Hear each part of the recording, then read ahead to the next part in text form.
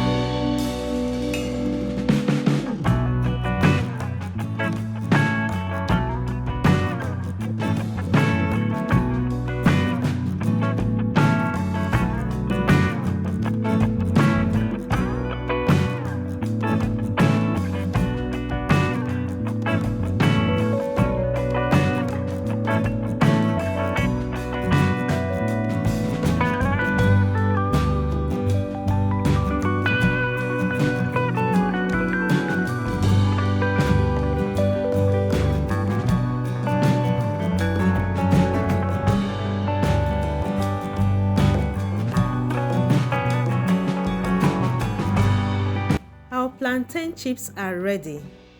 This is the unripe plantain. It is very crispy and tasty. The semi-ripe is not as crispy as this. You can make yours darker, but you have to fry a bit longer. So the tips to making crispy chips are using unripe plantain and air drying for 20 minutes before frying. Don't forget to store your chips in an airtight bottle or ziploc to keep it very fresh and crispy. Thank you for watching this video. Please subscribe and turn on your notification bell for more interesting and tasty recipes. Enjoy!